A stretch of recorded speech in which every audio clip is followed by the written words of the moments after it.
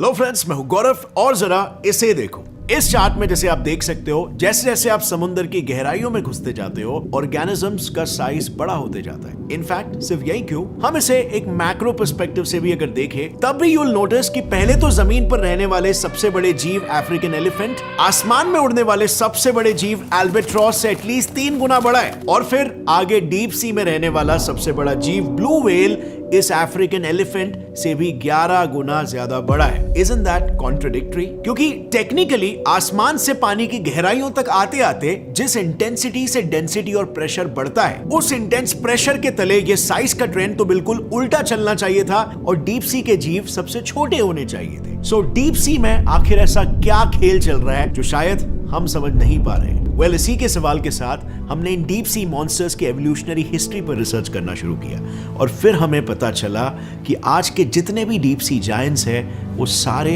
आज से 66 मिलियन साल पहले एग्जिस्ट ही नहीं करते थे। यानी हो ना हो उनके बढ़ने की शुरुआत उसी चिक्सुलाब एस्टेरॉयड से हुई जो डायनासोर्स के अंत का कारण बना। आई नो ये हजम करना थोड़ा मुश्किल हो रहा होगा, पर बिलीव मी, हमने अपनी छानबीन में ये पाया कि डीप सी में साइज का बढ़ना ये फिशेस ने एस्टेरॉयड इंपैक्ट के बाद इस फेजेस से गुजरने के बाद अचीव किया, वो भी प्रेज और प्रेडिटर्स के बीच हुए ऐसे युद्ध से जिसमें दोनों पार्टीज एक दूसरे को मात देने के लिए नए नए ट्रिक्स इजाद करती रही। वेल, मे बी आपको ये ऐसे समझ में नहीं आएगा, तो इसके लिए चलिए आपको मैं पास्ट में लेके चलता हूं। सो आज से करीब 66 मिलियन साल पहले जब चिक्सुलाब एस्टेरॉयड धरती से टकराया था, तो उसके गिरते ही पृथ्वी का तापमान बढ़ गया था और बढ़ते तापमान के साथ समुद्र की ऊपरी सतह भी गर्म हो चुकी थी और इससे हुआ ये कि ना चाहते हुए भी ऊपरी सतह में रहने वाले जीव अपनी जान बचाने के लिए समुद्र की गहराइयों में भागने लगे। अब ऐसे समय में सभी जीवों का एक साथ एक ही समय पर गहराई में रहना,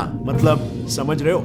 जी हाँ, इससे शिकारियों के बीच में खाने के लिए कंपटीशन बढ़ गया और अल्टीमेटली इसका सबसे ज्यादा असर शिकार बनने वाले जीवों पर पड़ा। और बस फिर क्या था, शिकार बनने वाले जीवों का सर्वाइवल ही क्वेश्चन में आ गया था और इसीलिए एक स्ट्रक्चरल चेंज आना बिल्कुल नेसेसरी था। मीटियोर क्रैश के कुछ ही सालों में शिकारों में कुछ वियर्ड जेनेटिक म्यूटेशन देखने लग गए, जिससे कि उनके अंदर बदलाव शुरू हो गया। सबसे पहले तो उनका स्किन कलर ही रेड हो गया, जिससे कि इन जीवों को समुद्र की गहराइयों में काफी अच्छा एडवांटेज मिलने लग गया क्योंकि ये दिखाई नहीं देते। अब आई नो आप लोग में भी पूछोगे कि ये लाल कलर पानी में दिखाई क्यों नहीं देगा?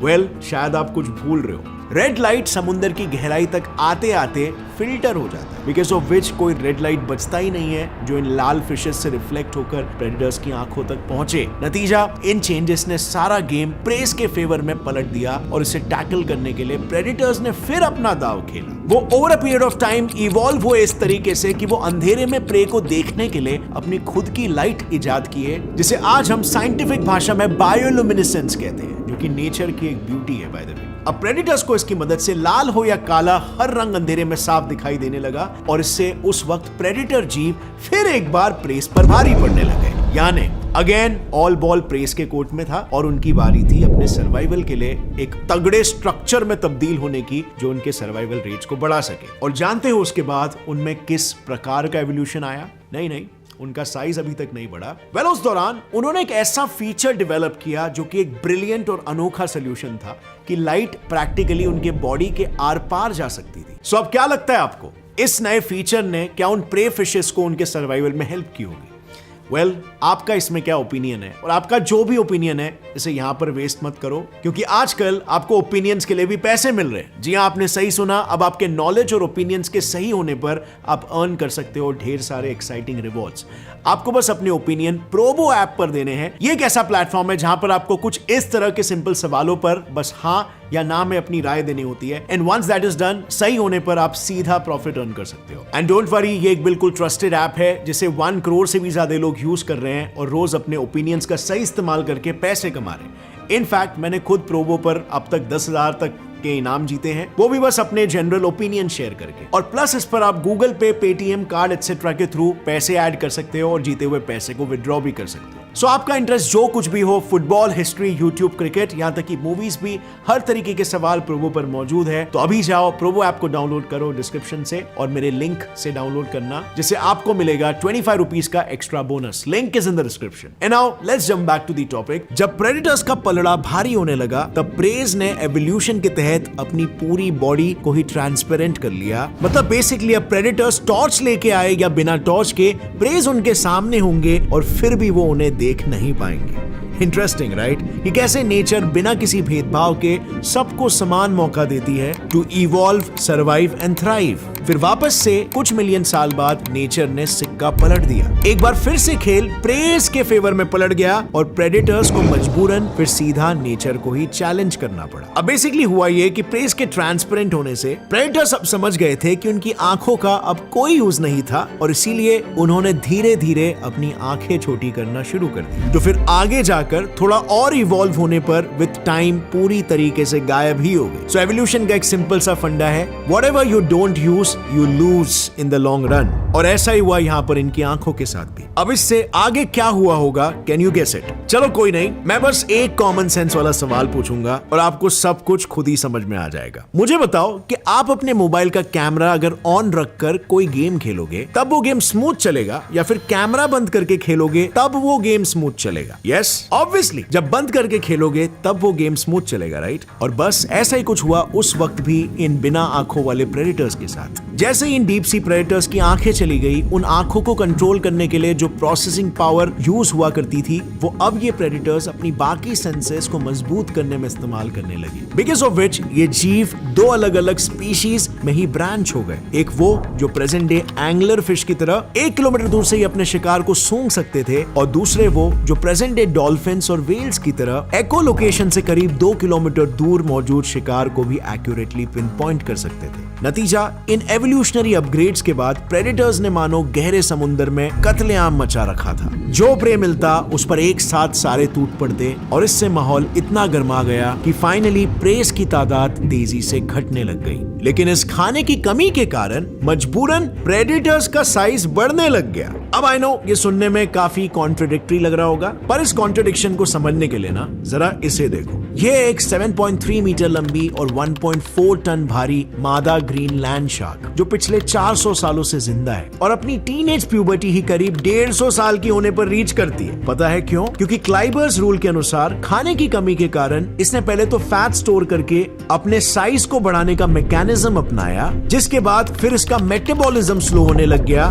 और इसी स्लो मेटाबॉलिज्म के साइड इफेक्ट के तौर पर इसकी उम्र आज लंबी हो गई है। वेल, अगर इसे थोड़े और आसान शब्दों में समझाऊं तो देखो, अगर लेट्स से आपके पास 1-1 किलो के 1000 मुर्गे हैं और दूसरी तरफ है 1000 किलो की एक सिंगल व्हेल जिसमें पर किलो 10 कैलोरीज की हीट जनरेट होती है। तो अब कंसिडरिंग हर एक जानवर अपने शरीर के सरफेस से कुछ हीट लीक भी करता है, आप देखोगे कि 1 किलो के 1000 मुर्गों का टोटल सरफेस एरिया 1000 किलो की एक व्हेल से ज्यादा निकल कर आता है। You know why? क्योंकि एक व्हेल के शरीर में कई सारे 1-1 किलो के स्फीयर्स बाहर की तरफ एक्सपोज नहीं बल्कि अंदर छुपे हैं। यानी ऐसे जीव अब अगर कुछ खाते भी हैं तो उससे मिली एनर्जी को वो चर्बी यानी कि फैट्स के रूप में स्टोर करके अपनी साइज को बढ़ा सकते हैं, और इसके फिर आगे चलकर अपने अलग फायदे हैं। पहला तो ये कि आपके साइज की वजह से आपसे अन्य शिकारी पंगा लेने से डरते हैं, इंटिमिडेट हो जाते हैं, और दूसरा बर्गमैन्स रूल के अनुसार एक्स्ट्रा चर्बी डीप सी के ठंडे पानी में स्वेटर की तरह काम करती है जो इंसुलेशन प्रोवाइड करती है, just like in the case of these penguins. South pole की तरफ से खींची गई इस फोटो में आप ये साफ देख सकते हो कि गर्म इक्वेटर के पास रहने वाले गैलापागोस पेंगुइन्स सबसे छोटे हैं, और फिर उनसे बड़े हैं अर्जेंटाइन पेंगुइन्स,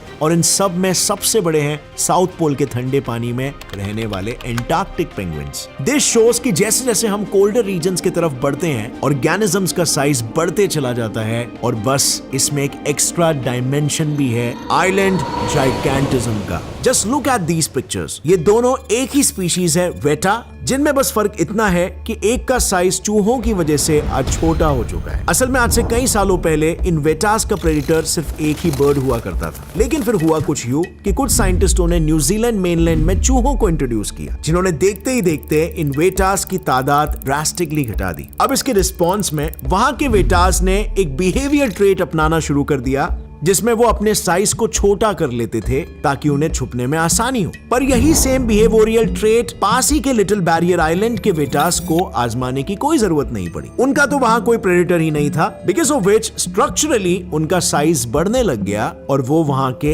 एपेक्स प्रेडेटर्स बन गए। अब इससे हमें क्या सीखने को मिलता है? वेल, यही कि आइलैंड जैसे आइसोलेटेड इकोसिस्टम्स जाइगेंटिज्म या सिंपली साइज के बढ़ने को प्रमोट करते हैं। और क्योंकि डीप सी भी किसी आइलैंड की तरह एक खुद का अलग आइसोलेटेड इकोसिस्टम है, आज से 23 मिलियन साल पहले मेगलोडॉन्स के एक्सटिंक्शन के बाद इसी डीप सी इकोसिस्टम ने भी ब्लू व्हेल्स जैसे जायंट्स को जन्म दिया। अब हम उसके डिटेल्स में नहीं जाएंगे क्योंकि वो हम ऑलरेडी हमारे मेगलोडॉन एक्सटिंक्शन वाले वीडियो में कवर कर चुके हैं, जिसे आप YouTube पर सर्च मार के इजीली देख सकते हो। यहाँ उसे रिकॉल करने का मतलब बस इतना है कि आइलैंड जाइगेंटिज्म वाला फिनोमेनन डीप सी में भी बिल्कुल वैसे ही काम करता है, एक्सेप्ट यहाँ पर डीप सी और शैलो सी के बीच में कोई क्लियर कट बाउंड्रीज नहीं होते। और एक गहरे समुद्र का जीव अगर खतरनाक निकला तो वो दूसरे फलते फूलते इकोसिस्टम्स को भी बर्बाद कर सकता है। इनफैक्ट इसका एक जीता जागता एग्जाम्पल है ये नॉर्वेगियन क्रैब। असल में बढ़ते ग्लोबल वार्मिंग की वजह से पिछले कुछ सालों में ये क्रैब्स रशिया से नॉर्वेगियन कोस्ट की ओर चले गए और वहां उनका कोई मुकाबला ना होने के कारण उन्होंने बाकी के जीवों पर हमला करना शुरू कर दिया। अब इसी से आप अंदाजा लगा लो कि अगर ये बड़े बड़े जीव सरफेस पर आ गए तो क्या होगा। और नहीं फ्रेंड्स, मैं ये नहीं कह रहा हूं कि इंसानों को खत्म कर देंगे, क्योंकि साल 2003 में साइंटिस्टों ने डीप सी में रहने वाले इस ब्लॉबफिश को समुद्र की सतह पर लाकर देखा था, लेकिन सतह पर आते ही उस ब्लॉबफिश की हालत कुछ ऐसी हो गई थी और उसके बाद वो तुरंत मर गई। और ऐसा उसके साथ इसीलिए हुआ क्योंकि डीप सी का इंटेंस प्रेशर झेलने के लिए बना उसका शरीर सरफेस पर आते ही प्रेशर घटने के कारण अंदर से फूलने लग गया और फिर पिचक गए। पर ऐसा कब तक चलेगा? जिस तरह इन जीवों ने सर्वाइवल के लिए खुद को डीप सी के हिसाब से ढाल लिया, उसी तरह वो आगे सरफेस पर जीने के लिए बिल्कुल भी अपने आप को ढाल नहीं पाए। इनफैक्ट हाल ही में साइंटिस्टों को एक ऐसा डीप सी शार्क मिला है जिसे हमारे पूरे इंसानी इतिहास में हमने सिर्फ 2 ही बार देखा है। जानना चाहते हो वो कौन सी शार्क है? इसके बारे में मैं बात कर रहा हूँ। वेल, इस नायाब शार्क के ऊपर मैंने ऑलरेडी एक डिटेल्ड वीडियो बनाया है, जिसे आप यहाँ पर क्लिक करके देख सकते हो। साथ ही फ्रेंड्स, अगर इस वीडियो को देखकर आपको मजा आया, आपको कुछ भी नया सीखने मिला, एक लाइक जरूर ठोकना। Gets it fly science channel को भी सब्सक्राइब कर लो और बेल नोटिफिकेशन दबाओ, क्योंकि ऐसे इंटरेस्टिंग साइंटिफिक वीडियोस आपको यहाँ पर देखते रहने मिलेगा। As always friends, stay curious, keep learning and keep growing. जय हिंद।